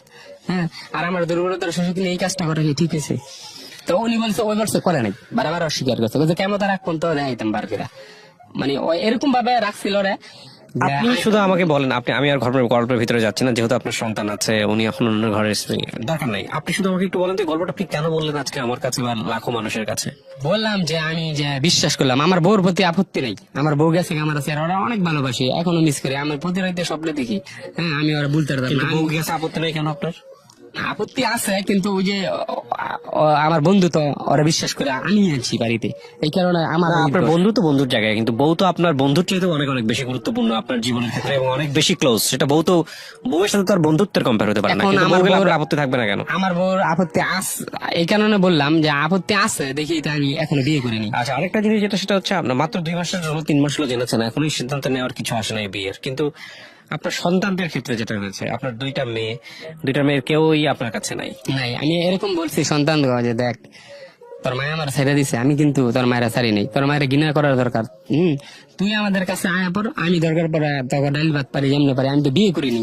ঠিক আছে, ওদের সিদ্ধান্ত ওরা নিয়েছে। এখন আপনি আমাকে বলেন, আপনার যে সম্পত্তি ছিল, যে কয়েক কোটি টাকার সম্পত্তি, এগুলোর কি আছে? আপনার কিছু আছে? না, কিছু নেই। আচ্ছা, আপনি সম্পত্তি হারালেন, স্ত্রী হারালেন, সন্তান হারালেন, সমস্ত কিছু হারালেন, সবচেয়ে ক্লোজ ফ্রেন্ডটা সে আপনার সাথে বিশ্বাসঘাতকতা করলো। লাস্টে উনি একদম বেইমানি করলো, লাস্টে আমার লাস্ট এই যে এত কিছু হলো, কোন ভুলের কারণে, কি কারণে হলো এটা? আপনি কখনো নিজের ভুলগুলো বের করতে পারছেন? আমি অনেকবার চেষ্টা করছি, যেমন আমি যে এই, ব্যবসা করি লস হয়, তারপর জুয়া খেললাম, এই জুয়া খেলা থেকে আর বাড়াইতে পারিনি। লাস্ট আমি একদম ক্লোজ, মানে টাকা পয়সা নাই, এই কারণে আমার বউ আর পয়সা নিছে যে আমার সন্তান লেখাপড়া করবো, এটা করবো, ভালো অবস্থানে থাকবো, তার এই কারণে। আর ডিভোর্সটা দিছে আমার, সাইন বলছে যে যেই লোকে আসলো যে 3টা সাইন হবে, একটা তুমি দাও, তারপর ডিসিশন না হবে। তো উনি চালাকি করে আমার বন্ধু আবার পাঠাইছে, আমি আরেক গ্রামে ছিলাম, তা উনি বলছে যে একটা সাইন দাও, পরে বিবেচনা হইব। শোনেন হাসান, তারপর একটা একটা কথা সাইন বলি, নিল, একটা সাইন, দুটা এক সাইন সাইন, ছাড়া 3টা sign, whatever it is, এগুলো বড় কথা নয়। বড় কথা হচ্ছে যে আপনার কাছ থেকে সে চলে গেছে এবং সে আপনার বন্ধুকে বিয়ে করেছে আপনার কথা অনুযায়ী। আপনার সন্তান আপনার কাছে নাই, আপনার স্ত্রী আপনার কাছে নাই। কি করে হয়েছে না হয়েছে সেটা বড় কথা না। নাই প্রপার্টি, নাই কিচ্ছু নাই। এই যে এত কিছু না থাকার পেছনের অন্যতম কারণ আপনার, যদি আপনি খুঁজে না পান, তাহলে এটা বড় ফেইলার এবং এটা আরো ভবিষ্যতে আরো বড় ফেল করতে পারেন। আসলে একটা মানুষের জীবনে কি থাকে, একটা ছেলের জীবনে পরিবার না থাকলে, সম্পদ না থাকলে, আপনার জীবনে কিছুই নাই, কিছু আপনি নেই, zero। এক বছর ধরে একা। হ্যাঁ, একা। কিন্তু একটা কথা হচ্ছে যে আপনার এখান থেকে হয়তো ঘুরে দাঁড়াতে পারেন, আপনি ভালো ভাববেন, আপনার ভবিষ্যতে তো আল্লাহ ভালো লিখে রাখছে, বাট খুব কষ্টের, এটা খুবই নির্মম। এই গল্প, এরকম গল্প আমি খুব কম শুনেছি। আমার মনে পড়ে না যে আমি রেডিওতে এই ধরনের গল্প কখনো পেয়েছি কিনা বা প্রচার করেছি কিনা। তবে গ্রাম অঞ্চলে একটা কথা আছে যে পুরুষের বল হয় টাকা, পুরুষের বল হচ্ছে টাকা, এবং পুরুষের পকেটে যতক্ষণ টাকা আছে ততক্ষণ পর্যন্ত সে পুরুষ। এটা গ্রাম অঞ্চলের কথাই বলা হয়, এবং এটা যে কতটা সত্য একটা পরিবার চালানো পুরুষের ক্ষেত্রে, এইটা বলে বোঝানো খুব মুশকিল। মানে এইটা যে সংসার চালায় বা যে কোনো ভাবে সংসারের হাল ধরে আছে, তার জন্য অর্থ কতটা ইম্পর্টেন্ট, আমার মনে হয় এই স্টোরিটা যারা শুনেছেন তারা খুব ভালো করে বুঝবেন। আমার আবার আরেকটা আছে, আমি যখন এই ব্যবসা করছি, ফুটপাতের ব্যবসা করছি, কোনোটাই আমার শুট করে নাই। ফজরের নামাজ পড়ে ব্যবসা আইছি 2000 টাকা লস, মাছের ব্যবসা আইছি, শাকের ব্যবসা করছি লস, ফল গেছি বাদাম তুলে কিনতে, উপরে 5 কেজি বড় দিয়ে নিচে সব দিয়ে দিছে করাবড়ি লস। আপনি চেষ্টা করছেন, ভুল করার মধ্যে একটাই করছেন, জুয়া খেলছেন, এটা একটা হ্যাঁ, বড় এটাই। ভুল ছিল। আমি অন্য কোনো নেশা কিন্তু আপনি করিনি। বহুবার চেষ্টা করছেন, সবগুলোতে আপনি ফেল করছেন। Fail করছি। আমার মনে হয় যে এখান থেকে দুটো জিনিস শিক্ষা নেওয়ার আছে, যেটা একটু আগে বলছিলাম যে আমাদের এই যে পুরুষের বল হয় টাকা, এই জায়গাটা অবশ্যই হিসাব করে ব্যবহার করা উচিত। আর উনি যে এতবার ফেল করেছে তার প্রধানতম কারণ হচ্ছে ওনার জমি বিক্রি করা টাকার আগে উনি এই সব ব্যবসার কোনো জায়গা থেকে ওনার কোনো অভিজ্ঞতা ছিল না, কোনো জায়গাতে অভিজ্ঞতা ছিল না। সো কাঁচা টাকা উনি হাতে পেয়েছে। এখন উনি দেখেন, ওনার কিন্তু নিয়ত ভালো ছিল যে আমি ব্যাংকে রেখে ইন্টারেস্ট খাইতে পারি, সেটা আমি খাবো না, কারণ আমি মুসলমানের ভয়ঙ্করতম গুণার একটা গুণা হচ্ছে ইন্টারেস্ট খাওয়া। ওনার নিয়ত ভালো ছিল, কিন্তু উনি সমস্ত জায়গায় ট্রাই করে করে করে করে করে করে সব জায়গায় ফেল করেছে। আর এটা ছিল ওনার পরিবারের জন্য সবচেয়ে শেষ টাকা, কারণ জমি বিক্রি মানে হচ্ছে ওনার অ্যাসেট বলতে আর কিছুই নাই। এটা করে করে যদি উনি লস খেতে থাকে, তাহলে ওনার সংসার জীবন বা ওনার ভবিষ্যৎ সমস্ত কিছু শূন্য হয়ে যেতে পারে। সেই জায়গাটায় একজন হলো জিরো থেকে হিরো হচ্ছে ওনার পাশেই, ওনার ঘরের মধ্যে ওনার বন্ধু, সে কিছুই ছিল না, সে যেভাবেই হোক না কেন, ন্যায় পথে অন্যায় পথে যেভাবেই হোক না কেন সে হিরো হচ্ছে, টাকা জমাচ্ছে।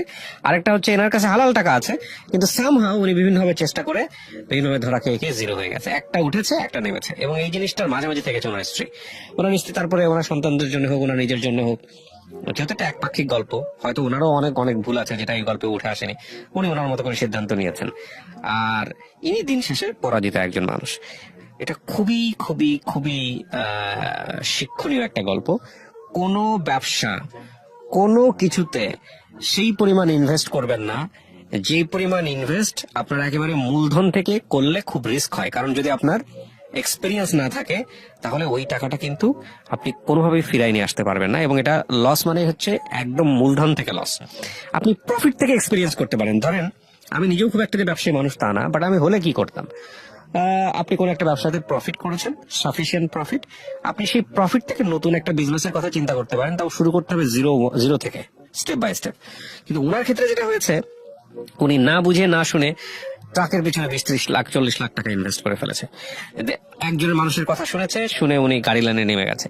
এই যে বিষয়গুলা, যার কোনো মানে জিরো লেভেলের এক্সপিরিয়েন্স নেই। আপনি কি নিজে গাড়ি চালাতে পারতেন? জি না, উনি গাড়ি চালাতে পারেন না। সাইকেলে চালাতে পারে না। তার মানে দেখেন, একজন ড্রাইভার এসে ওনাকে কয় মাস পরে বলতেছে চাকা ফেটে গেছে, যে নিজে গাড়ি চালাতে পারে না, তার নিজে গাড়ি চালানো সম্পর্কে কোনো এক্সপিরিয়েন্স নাই, তার 30-40 লাখ টাকা এই ধরনের এই জায়গায় ইনভেস্ট। তো এই যে বুদ্ধিগুলা দেওয়ার মতো মানুষ, এগুলো ওনার লাইফে কেউ ছিল না, এবং যে কারণে উনি কোটি টাকার মালিক হওয়ার পরেও উনি আজকে পথের ফকির। এবং পথের ফকির শুধু না, ওনার সংসার জীবন, ওনার 2টা বাচ্চা কেউই ওনার কাছে নাই। সুতরাং একটা কথা আছে না যে অর্থই অনর্থের মূল। এই অর্থ যে অনর্থের মূল, এটা আমি সারা জীবন শুনে এসেছি, বাট এটা কিভাবে অনর্থের মূল হতে পারে সেটার একটা বাস্তব এক্সাম্পল হচ্ছে আজকের এই গল্পটা। আমি আমার সন্তানদেরকে বলছি যে আমি একটা খারাপ মানুষ, আমি খারাপ মানুষ, আমার ব্যবসা করে সব লস, জুয়া খেলে সব লস। আমি যে 12 বছর তোকে খাওয়াইলাম, এইটা তো জুয়া খেলার মতো পাওয়া গেল না, তোমরা আমার স্বীকার করো না। আমার মাইয়া বলে যে তোমার ডিভোর্স দিলে আমার মায়ে কইছে ভবিষ্যৎ করে দিব। তারপর থেকে আমি আমার মাইয়াকে বলছি আমার নাম্বারটা এটা যদি ওর মা ওকে শিখিয়ে থাকে, এটা যদি আপনার সন্তানের মুখ থেকে এটা বের হয়ে থাকে, তাহলে আমি জানি না এটা হয়েছে কিনা, তাহলে সে সন্তান হিসেবে সুবিধার সন্তান না, এবং সে কুলাঙ্গার ছাড়া কিছুই না। আমি শব্দটা ইউজ করলাম, কারণটা হচ্ছে সন্তান হয়ে কখনো বাবা বা মায়ের জাজমেন্ট করা যায় না। বাবা যদি খারাপও হয়, মা যদি খারাপও হয়, সে পিতা, সে মাতা, এবং তার জন্য দোয়া করতে হবে, রব্বির হামহুমা কামা রাব্বায়ানি সগীরা। কোনো মা, কোনো বাবা তার সন্তানকে যদি, ধরেন মা যদি কখনো সন্তানকে তার বাবার এগেনস্টে ব্যবহার করার চেষ্টা করেন, বাবা যদি কোনো সময় সন্তানকে তার মায়ের এগেনস্টে ব্যবহার করার চেষ্টা করেন, নিশ্চিতভাবে ওই সন্তান জীবনের একটা পর্যায়ে গিয়ে বুঝতে পারবে যে সেই মাটা ভালো না। আমি এই কথাটা বলছি আমার সন্তানদেরকে, না, এটা করা কখনোই উচিত না, এবং কোনোভাবেই করা উচিত না। সন্তানদেরকে যে শোনো, আমি যদি আজকে বিয়ে কইরা একটা বউলিয়া ফুর্তি ফার্তি করে থাকতাম, তোমরা আমার কাছে আসতা, আমি দূরে দূরে করে তারা দিতাম, তাহলে তোমরা আমার অপরাধী বানতা। আমি যা করছি সব ভুল করছি, কিন্তু তুমি আমার নাম্বারটা নাও, মাঝে মাঝে কথা কেউ কয় তোমার নাম্বার আমার লাগবে না। শোনেন, আমি একটা কথা বলি ভাই আপনাকে, আপনি এই বিষয়গুলো নিয়ে আপনি সবর করেন, ইন্নাল্লাহ মা সাবিরিন, ধৈর্য ধারণ করেন, আপনি ওদের জন্য মন থেকে দোয়া করেন। আর যখন আপনি আল্লাহকে বলেন, আল্লাহ আমার সন্তানদের যদি আমার কখনো প্রয়োজন হয়, আমি যেন সেই সময়টা তাদের পাশে থাকতে পারি। আপনার সন্তানদের যথেষ্ট বয়স হয়নি, বয়স হোক, একটা সময় গিয়ে হয়তো তারা রিয়ালাইজ করতে পারবে। বড়র জন্য সামনের বছরে সিসি দিব 90। না, এটাও খুব একটা বয়স না, সময় ধরতে হবে, ধৈর্য ধরতে হবে, হয়তো একটা সময় রিয়ালাইজ করবে। আর আপনি যেসব জীবনে যত অভিজ্ঞতা হয়েছে আপনার, সেই অভিজ্ঞতা থেকে আমি যে কথাগুলো বললাম সেগুলো যদি আপনার কাছে গুরুত্বপূর্ণ মনে হয়, নেক্সট জীবনে আপনি একটু চিন্তা ভাবনা করে স্টেপ ফেলবেন। একটা জিনিস মাথায় আমার ছোট রাখবেন, ভাই বলছে, যেটা ছোট আমার, ওই বিয়ে করে না, ও বলছে যে 8 লাখ টাকা দিব বিদেশ যাওয়ার জন্য। আপনি তাওয়াক্কাল তো আল্লাহ, আপনি আল্লাহর নাম নিয়ে। তখন আমি একদিন গেলাম মানুষ নিয়ে আনতে, তখন ওই কইতেছে আমি যামুগা আমার সময় নাই। আমি কোথাও তুই জায়গা, হ্যাঁ তুই জায়গা, তোর কাজ থাকলে সমস্যা নাই। আমি তো পরে দাঁড়ায় রইলাম, পরে 20 মিনিট পরে আইসা দেখি পিছনে ঘরের হাইসের মধ্যে পিছনে দাঁড়ায় রয়েছে। তখন আমি চিন্তা করলাম আর কিছু কই না, আমি দাঁড়ায় রয়েছে কে, মানে 20 মিনিট আগে গেছে গা। তারপরে আমি আইসা পড়ছি, পরে এরকম গ্যাঞ্জাম চলতেছে, পরে নগদ ক্যাশ সব আমি শেষ করে দিয়েছি। তারপর 4 লক্ষ টাকা আছিল আরেকজনের কাছে, এখন আমার কাছে নগদ ক্যাশ নাই। তারপরে আমি চিন্তা করলাম যে যেটা আরসি আর যে টাকা রয়েছে এই টাকা আমি সন্তানকে দিব 3 লাখ টাকা, আর 1 লাখ টাকা দিয়ে ব্যবসা করবো। মানে আমার বউ রাজি না, কয় না যে টাকা রয়েছে 1 টাকা তোরা দিব না। আমি কিছু 10,000 টাকাই দাও, আমি মাছের ব্যবসা করে, কয় না কাজ করতাম। আর আমি তো জীবনে মাটির কাজ মাইসের কাজ করি নাই, মাইসের তো শরম দিব। আমি দরকার পড়ে শাকসবজির ব্যবসা করি, ফুটপাতের। হ্যাঁ, পরে আনা কইতেছে, পরে আইছে কয় আমু যদি সংসার চালাই তোরা চালাইবা, আর নাইলে নাই, হ্যাঁ টাকা দাও হইব না। আমার কাছে আডানো নেই, তা আড়ানো নাই, ওই যে সময় আবার ওই যে আমার বন্ধু ফলো করলাম, একবার দরজায় ইশারা দিয়ে আমার বলতেছে মানে যা যা, পরে আইলো, আর পরে ওরা আবার ওই হইতেছে আমার বন্ধু কয় আল্লাহ টেয়ার ডর দেখাইছে, এর লেগে গেছে। আমি আবার যে বলছি যে যদি তুই না আসস আমার 4 লাখ টাকা, আমি আমার সন্তানও চিনি না তোরও চিনি না, 4 লাখ টাকা আমি নিয়ে আমি কি আর কষ্ট করবো, রাস্তায় থাকবো। তারপরে ওই আইসতে আমার পরে পরের দিন ওই ফ্ল্যাটে গেলাম, ওই ফ্ল্যাটের মানুষ গেছে গা এই 15-16 দিন পরে। পরে আসছে পরে 2 রেখা আসিল পরে ওই আমার সাথে মানে শরীর টাচ করবে না কিবা যেটা আর কি। আমি আর ই করি না, বেশি জোরাজুরি করি না, যেহেতু সন্তান আছে, একটা 14 বছরের মাইয়া আছে, আমার ছোট মাইয়া কইতেছে। তারপর আমি বললাম যে একদিন আমি রোডে বসে দিয়েছি, বলতেছে আমার বন্ধু বলতেছে তুই আমি দুপুর টাইম যে আমি ভাত খেয়ে এসি, তখন আমি 3 মিনিট পরে আইসা পড়ছি, আইসা দিয়ে ওই আমার বউর সাথে রুমে, মানে অন্য কিছু দেয় না, আমার বউর সাথে রুমে। আমি বলছি যে তুই রুমে কে, তুই না তোর বাসায়, কয় আমার সালারে বেলা ডাক দিতে হয়েছে, আবার ব্যাট টিকিট খেলে। পরে আমি কই কি ব্যাপার, ওই বললো যে এমুটার খুলি দেখেছে অগ বাসায়, আমার বাসায়। পরে এই জিনিসগুলো আমার আবার তখন একটু মাইন্ড দিতেছি আমি, কিন্তু প্রকাশ করতেছি না। তারপর ওই যে বউ আবার আসলো 1 মাস পরে, 1 মাস পরে আসলো পরে একদিন রাত্রে আমি কইছি আচ্ছা একটা হাসা কথা কইবা, এই যে ওর সাথে যে আবার মানুষও কানাকানি করে। আমার শাশুড়ি আছে 4টা আর কি রানিং, আমার শ্বশুরে বিয়ে করছে অনেকগুলা, 4টা এখন আছে। তা আমার শাশুড়ি গুলা বলতেছে আপনার ওই ছাড়াই সব ঝামেলা লাগাইতেছে আপনার সংসার। তখন আপনার সংসারে ঝামেলা লাগাইতেছে এই ছাড়াই। আমি বলছি যে আগে তো অনেক বাড়াই দিছে, ওই বলে না সিরিয়াসলি ভাবে আনে না, ওই তো আপনার সংসার ভাঙতেছে। পরে আমি আমার বউর ওই যে এই রাত্রে জিগেলাম যে আচ্ছা একটা হাসা কথা কই, ওর সাথে কিছু আমার সম্পর্ক আছে কিবা, যে আমি এমন এমন সেদিন দেখলাম এমন দায়া পড়লো, আবার এইটা এমন মানে জিগেছে। পরে ওই ফায়ার হয়ে গেছে, কইছে না তবে তোমার লাগে আর সংসারই করা যাবে না, তুমি যেহেতু আমার সন্দেহ করছো সংসারই করা যাবে না। আল্লাহ আমি কইছি যে ঠিক আছে যদি ভালো না লাগে তবে তুমি যাও গা। পরের দিন সকালে গেল গা, যাওয়ার পরে 1 মাস হয়ে গেল গা। এখন আমি ওই যে 4 লাখ টাকা বাকি আছে ওই টাকা আস্তে আস্তে আবার আইনা আবার আমার বন্ধু আইনে দিতেছে। আমি যে সময় 4 লাখ টাকা আনি মাইসতে, তখন ওই লগে যায়, ওই লগে গিয়ে আইনে গুনে দেয়, অত্তেই রাখে রাইয়া। আমি তোর মাইন্ডে নেই যে ওই কেম করবো। পরে আমি যখন শেষ, তা আমি এখন ঘর ভাড়া দিতে পারি না, ওই আবার ওর বোনের বাসায় থাকে এমুরার সামনে, তখন ঘর ভাড়া দিতে পারি না। আমার লাস্টে কি করলাম, এখন আমার সব শেষ, টাকা নাই। তা আমার সন্তান মাঝখানে আইতো আবার আইতো না, ডাকলে আইতো আবার আইতো না। পরে আমার সন্তান বলতেছে একদিন হঠাৎ 2 মাইয়া কইতেছে কয় তুমি আর আমাদের সাথে যোগাযোগ করার চেষ্টা করবে না। আপনাকে? হ্যাঁ, আচ্ছা। আমার ছোট মেয়ে কইতেছে কয় তুমি আর আমাদের সাথে যোগাযোগ করার চেষ্টা করবে না ভবিষ্যতে। তা আমি আর অভিমান করে, যেহেতু আমার বাড়ির সামনেই আর কি, একটা সামনেই ওদের গেট, তা আমি আর ওই হিসাব করে ডাকি, মুরগি টুরগি পাকাই, ভাত পাকাই আমি এক্সট্রা। পরে ডাকলে আর আয় না, খায় না। তারপর আমি আর যাই নাই। পরে আমি লাস্টে যখন আমার শাশুড়ি তাল্লা লাগাইলো ওই রুমের মধ্যে, আমি আর ভাড়া দিতে পারি না, বেকার। এখন আমি চিন্তা করলাম এই কাজ করবো। তা একটা চাকরি ভাব হয়েছিল এমবি কোম্পানি, যে ব্রিজ টিরিজ করে। আমি আবার পাক শাক পারি মোটামুটি, বাবুরচির আর কি 15,000 টাকা স্যালারি। যেই দিন আমি আসলাম সেই দিন এর আগের দিন ওরা ওই আমাদের এলাকা সাইড আরেক এলাকায় আসলো, এর 3 দিন পরে ওই ফাঁস হয়েছে, ওর সাথে যাওয়ার বিয়ে হইলো। তারপর আমি শোনার পরে তো আমার মাথা নষ্ট। তারপর আমি চাকরি যাই নাই, আপনাকে না জানাই বিয়ে করে ফেলছে তারা? হ্যাঁ, ফাঁস হইলো এটা আপনার সামনে? হ্যাঁ, ফাঁস হইলো। আমার শাশুড়ি বলতেছে, আবার আমার শাশুড়ির আমার শ্বশুর বাড়ির সামনের বাড়ি আমার বোনের বাড়ি। তখন ওই চাকরি লেগে গেছি, পরে মিস্টেক হয়ে গেল, চাকরি বানানি এলাম। বলতেছে তোমার চাকরি কনফার্ম, তবে যে কোনো সময় আমরা পোস্ট খালি হলে তোমাকে জানাবো। তারপর আমার বোনের বাড়ি গেলাম, এখন তো আমার থাকার জায়গা নাই। আমার যে পুরান বাড়ি ভাইয়ের বাড়ি আমি যাই না, হ্যাঁ তাতে যাই না। মানে আমার মা এক ভাইয়ের বাড়ি থাকে 5 দিন 7 দিন। তা আমাদের জমিন আছে, রুম আছে অনেকগুলা, খাইলে এখন তা আমি একলা। তারপর আমার বোনের বাড়ি গেলাম, বোনের বাড়ি আমার শ্বশুরের দুয়ারের সামনে ওনাদের বিল্ডিং। তখন আমি ঘুমেতে শুনতেছি ঝগড়া, মানে আমার এক শাশুড়ি আরেক শাশুড়ির লাগে ঝগড়া লাগছে, বিয়ে হয়ে গেছে। তারপর আমি কইলাম যে বিয়ে হয়ে গেছে, তা আমি যেই গ্রামে থাকি আবার ওই গ্রামে পরের দিন ফজর উঠতে গেলাম ওর বড় বোনের বাসায়, গিয়ে জি গেলাম, ওর বোন ফাঁস করে না, না বিয়ে হয়নি মুখ সুমুখে। আমি বললাম যে আমি জানি আমার বউর কাছে কোনো টাকা নাই, আমার সন্তানদের স্কুলে পড়ে কেমনে, চলে কেমনে, আমার বউর আমার শ্বশুরও 1 টাকা দেয়নি, তাহলে চলে কেমনে, আবার গার্মেন্টসও চাকরি করে না, তাহলে এটা জানতে হইব না। আর আমার বউ যে আত্মগোপন করলো, কই থাকে আমার জানায় না, আমার সন্তানটা যে লায়ক, তাহলে আমার কি জানার অধিকার আছে না? আমার লায়ক সন্তানটা মেয়ে ছেলে না তো। তারপর ওনারা কয় না জন্দামালে হেন্দা থাকবো। তারপর মানুষের কওয়ার সাথে বিয়ে হয়ে গেছে। তখন আমি এমনি বার করতে 4 মাস গেল গা। 4 মাস যাওয়ার পরে লাস্টে একদিন গিয়া পাইছি ঠিকানা মতো ঘরে গিয়ে দিই ফ্রিজ সবকিছু নিউ আর কি নতুন, যমুনা ফ্রিজ, আপনার ম্যাট্রিক্স, এই ফোমের। তারপর ওর হাতে দেখি টাচ মোবাইল আর একটা বাটন মোবাইল। তো ওই যে যেই বন্ধুর নাম্বার ওরা দিয়ে আমি ঘরে গেছি, পরে আমার 2 সন্তান বাইরে দিয়ে আমার চেয়ার পারতেছে, বলতেছে আমরা আন্দা থাই না, বড় মাইয়া কইতেছে।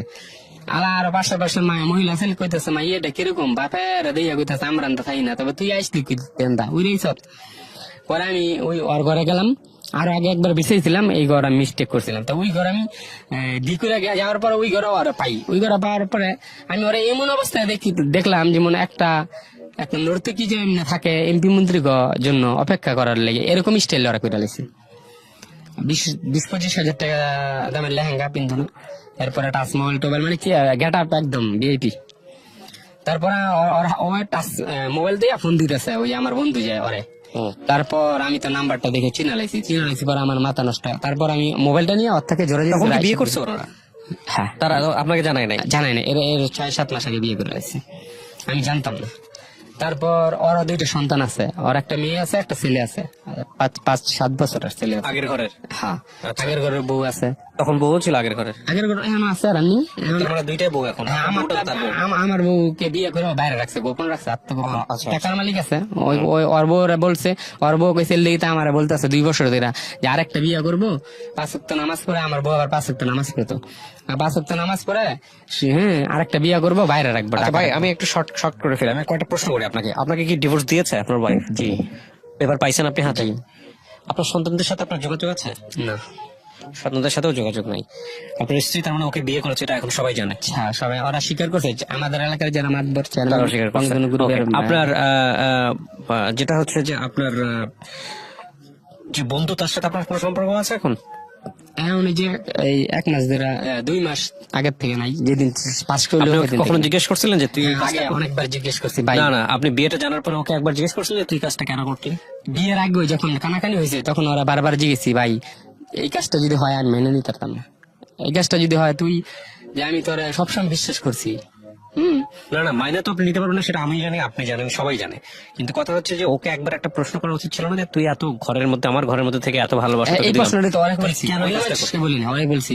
মানে ওরাকে এইভাবে বলছি যে এটা তো আমি মেনে নিতে পারতাম না, যদি অন্য মানুষের সাথে হয় এটা আমি মেনে নেব, কিন্তু তুই আমার বন্ধু, আমি তোর বিশ্বাস করছি। তো এখন যদি তুই এই কাজ করো তা আমার দুর্বলতার সুযোগ নিস। হ্যাঁ, আর আমার দুর্বলতার সুযোগ নিয়ে এই কাজটা করা কি ঠিক আছে?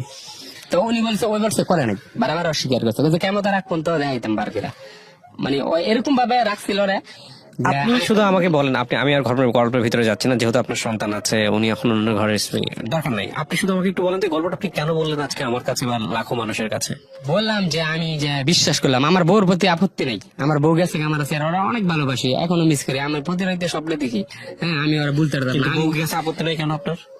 আপত্তি আছে, কিন্তু ওই যে আমার বন্ধু তো ওরা বিশ্বাস করে আমি আছি বাড়িতে, এই কারণে আমার আপনার বন্ধু তো বন্ধুর জায়গায়, কিন্তু বউ তো আপনার বন্ধুর চাইতে অনেক অনেক বেশি গুরুত্বপূর্ণ আপনার জীবনের ক্ষেত্রে এবং অনেক বেশি ক্লোজ। সেটা বউ তো, বউয়ের সাথে তো আর বন্ধুত্বের কম্পেয়ার হতে পারে না। এখন আমার বউয়ের বউর আপত্তি থাকবে না কেন? আমার বউর আপত্তি আছে, এই কারণে বললাম যে আপত্তি আছে দেখি তো আমি এখনো বিয়ে করিনি। আচ্ছা, আরেকটা জিনিস যেটা, সেটা হচ্ছে আপনার মাত্র 2 মাসের জন্য 3 মাস হলো জেনেছেন, এখনই সিদ্ধান্ত নেওয়ার কিছু আসে নাই বিয়ের। কিন্তু আপনার সন্তানদের ক্ষেত্রে যেটা হয়েছে, আপনার 2টা মেয়ের কেউই আপনার কাছে নাই।